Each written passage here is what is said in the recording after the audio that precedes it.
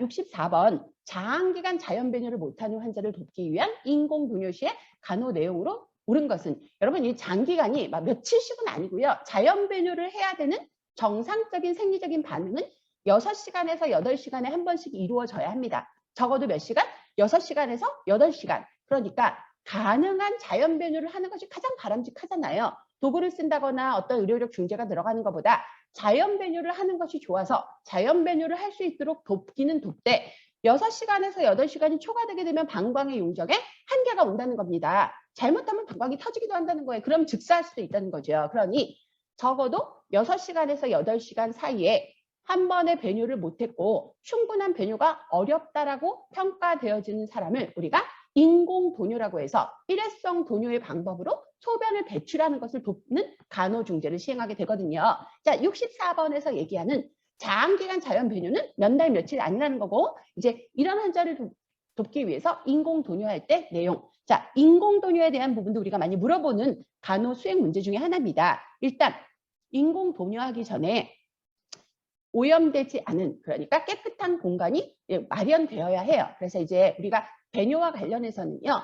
밑에 이제 기저귀처럼 쓰는 일회용 시트를 깔고 환자가 속옷을 벗고 이제 도뇨를 도울 수 있는 체위로 이렇게 이제 설정을 해줘요. 배횡와이라고 혹시 들어보셨을까요? 배횡와이를 이제 만들어서 여성의 경우에 그래요. 남성은 그냥 앙와이로 누워 있어도 성기가 밖으로 돌출이 되어 있기 때문에 특별한 어떤 체위가 설정이 필요 없지만 인공도뇨를 할 때 여성의 경우에는 어쨌든 요도관이 확인이 되어야 되기 때문에 요도구가 확인이 되어야 되기 때문에 배횡아이를 설정하고 그 다음에 이제 도뇨관이라든지 멸균 도뇨 세트를 다 준비를 해서 멸균 장갑을 끼고 그 다음에 요도 주변을 깨끗하게 외과적 무균에 의해서 소독을 하고 그리고 이제 도뇨관을 삽입을 하거든요. 그래서 이제 도뇨관은 멸균된 상태에서 우리가 이오가스라고 하는 가스 소독을 한 멸균 제품을 일회용으로 삽입을 하기 때문에 이 도뇨관이 끝이 요독으로 안전하게 들어가기 전까지는 환자가 움직이면서 다른 피부에 닿게 되면 오염된 상태로 삽입될 수 있다는 것을 사전에 미리 안내해야 되는 거예요. 환자분 조금 불편하실 수 있는데 도뇨관 삽입할 때 똑같아요. 아까 관장촉 삽입할 때처럼 조금 편안하게 소리를 내시면서 좀 이완을 도와주시고 이 도뇨관 삽입할 때 조금 불편할 수 있지만 움직이시게 되면 오염된 상태로 이 관이 삽입될 수 있어요. 그러니까 움직이지 말아주세요라고 환자에게 안내를 해야 되는 거죠. 예, 그리고 이제 소변 주머니는 바닥에 놓지 않고 이제 침상 난간에 묶어두지요. 보통 걸어두는 것이 이제 일반적인 거고요. 인공 도뇨를 할 때 적용하는 시술은 우리가 외과적 무균이라고 이야기합니다. 여러분, 외과적이라고 하는 무균술이 나오면 무조건 절대 멸균이 지켜져야 되는 영역을 얘기합니다. 절대 멸균 뭐예요? 멸균과 멸균만 허용하는 그 공간이 바로 절대적인 멸균이라고 표현하는 공간인데 외과적 무균은 절대 멸균이 허용되는 그 구간, 환자 몸에 직접적으로 주사기를 넣는다든지 도뇨관을 넣는다든지 또는 수술 부위의 상처를 멸균적으로 소독하는 행위 또는 수술을 하는 기타 등등의 과정에서 진행되는 무균술은 전부 외과적 무균술입니다. 절대 멸균을 지키자. 그게 바로 외과적 무균의 개념인데요. 도뇨관 이거 저 사람이 썼는데 깨끗이 닦았으니까 한 번 더 쓰실래요? 재활용의 뭐 개념으로? 이거 안 되잖아요. 그러니까 일회용으로 멸균될 제품을 꺼내서 이 멸균된 제품이 멸균적으로 잘 방광을 향해 들어갈 수 있도록 환자에게 움직이지 않도록 주의를 주고 요도구 주변을 깨끗하게 멸균된 소독솜으로 닦고 그리고 이제 이 멸균된 관을 잡는 손도 멸균된 장갑을 낀 간호사나 간호조무사의 손이어야 하기 때문에 다 멸균된 영역끼리만 같이 움직이게 되는 시술이 적용이 된다는 거예요. 그래서 인공도뇨할 때는 외과적 무균, 멸균의 방법이 적용된다는 거 꼭 기억하셔야 될 것 같아요. 그리고 이제 도뇨관 같은 경우는 보통 2주에 한 번 교체합니다. 이제 이게 단순 도뇨가 아니고 소변백과 연결되어서 지속적으로 이제 계속 장시간 동안 소변을 배출할 수 있도록 소변백을 유치해 놓는 유치 도뇨인 경우에는요. 유치 이제 소변백을 가지고 계속 소변을 체크할 수 있는 그런 이제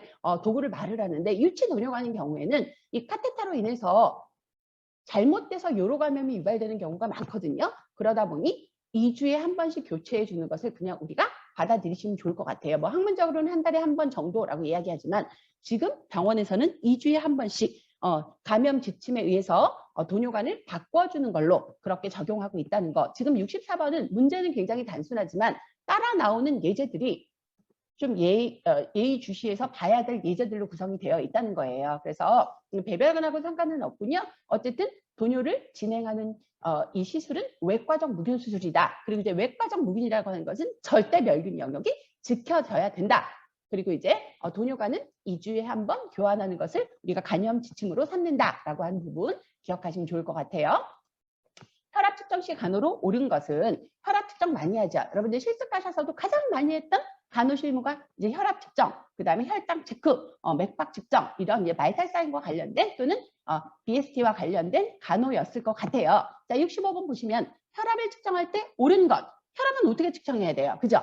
심장에서 수축 기압의 기전에 대동맥을 통해서 말초 동맥으로 가는 이 혈관의 압력을 체크하기 위해서 혈압을 측정하는 거잖아요. 그럼 이제 이렇게 혈압을 측정해야 되니까 이 혈압은 심장에서 대동맥을 통해 박출되는 이 혈액의 압력을 혈관을 통해 확인하는 관계이다 보니 이렇다 보니 심장과 팔이 혈압을 발에서 상완동맥에서 측정한다 그러면 같은 높이에 있을 때 높낮이로 인한 오차가 발생하지 않겠죠. 그래서 상완동맥을 통해 자, 혈압 측정은 무조건 동맥으로 가는 거죠.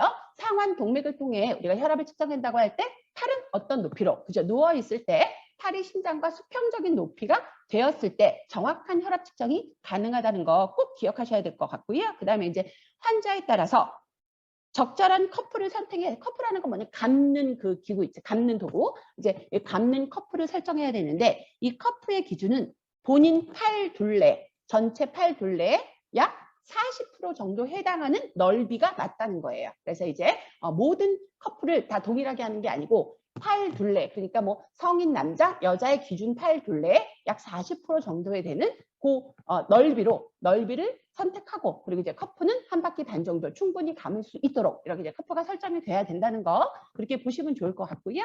그리고 이제 심장이 수축할 때,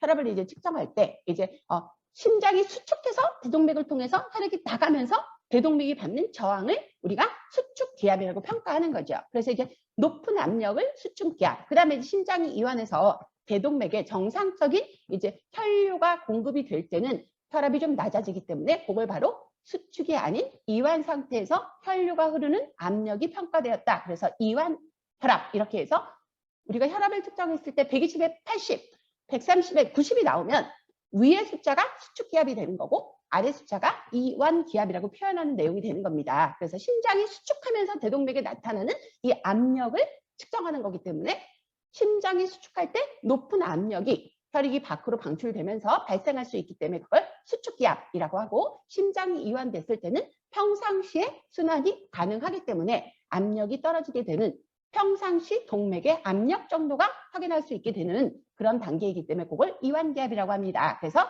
120에 80 할 때 120이 수축기압, 80이 이완기압 이렇게 해서 높은 게 수축기압, 낮은 게 이완기압이라고 평가하는 단어인 거고요. 그 다음에 이제 출혈하게 되면 밖으로 혈액이 누출이 되게 되면 당연히 혈압은 떨어지겠죠. 심장은 약하게 빨리 뛰게 되겠고요. 그래서 이제 출혈 시 혈압은 떨어지는 거. 그래서 이제 출혈성 쇼크 때 우리가 가장 많이 확인하게 되는 바이탈 사인의 특성은 체온 저하와 혈압의 저하인 거죠. 그래서 65번도 보면 중요한 문제들 한번 이제 확인하시면 좋을 것 같고요. 자, 66번 학교 구강보건 사업의 일환으로 각 초등학교에서 주 1회 불소 용액 양치 사업을 하고 있대요. 이러한 사업에 일정 농도의 불소 함량을 조절해야 되는데 불소가 너무 강하게 제공되게 되면 치아가 얼룩덜룩 변하게 되는 간상치가 유발을 될 수 있다는 겁니다. 그래서 이제 애들끼리 막 나눠줬던 예전에 우리나라에서 이제 보건 사업들이 초기에 진행이 되면서 반장이 불소를 나눠주고 이랬던 시절이 있어요. 바로 제가 그 시대에 불소를 제공받아서 양치를 했던 그 초등학생이었는데 국민학생이었는데 그때 친구들 중에 반장한테 잘 보여서 불소를 너무 많이 받아가지고 양치를 잘못했던 애들이 크면서 이빨이 얼룩덜룩해지더라는 거예요. 그게 바로 반상치거든요. 그래서 불소는 고농도로 투입이 되게 되면 치아를 손상시킬 수 있다. 그래서 이제 용량을 잘 조절해야 되고 일주일에 한 번 불소 용액을 양치 사업으로 진행을 하는 경우는 0.2%의 농도를 지켜야 합니다. 0.2%요.